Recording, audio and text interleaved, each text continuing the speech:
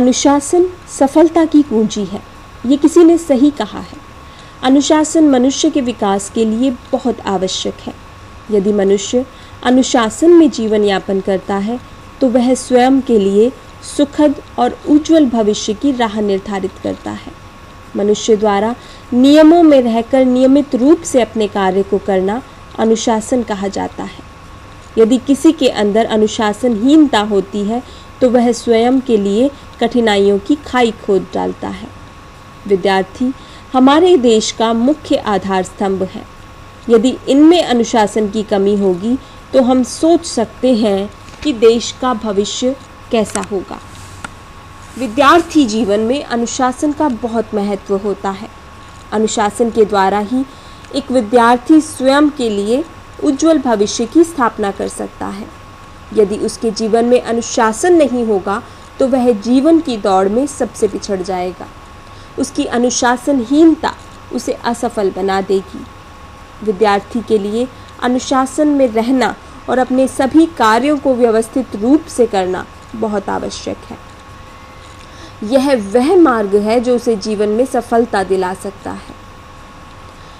विद्यार्थियों को बचपन से ही अनुशासन में रखना चाहिए।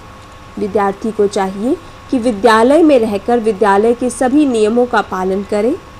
अध्यापकों द्वारा पढ़ाए जा रहे सभी पाठों का अध्ययन पूरे मन से करना चाहिए। अध्यापकों द्वारा घर के लिए दिए गए गृह कार्य को भी नियमित रूप से करना चाहिए। समय पर अपने सभी कार्य करने चाहिए और हर कार्य का एक निश्चित समय होना चाहिए। विद्यार्थी को चाहिए कि प्रतिदिन प्रातःकाल उठकर व्यायाम करे, स्नान आदि करे और विद्यालय के लिए शीघ्र ही तैयार हो जाए। समय पर विद्यालय जाए, घर आकर समय पर भोजन करे, समय पर गृह कार्य खत्म करे और खेलने को भी जाए। रात्रि के भोजन के पश्चात समय पर सोना भी विद्यार्थी के लिए उत्तम है। इस तरह की व्यवस्थित जीवन शैली विद्यार्थी को तरोताज़ा रखती है और उसे जीवन में सुदृढ़ बनाती है। यदि आंखें उठाकर देखा जाए तो अनुशासन हर जगह विद्यमान है। सूरज समय पर उगता और समय पर अस्त हो जाता है।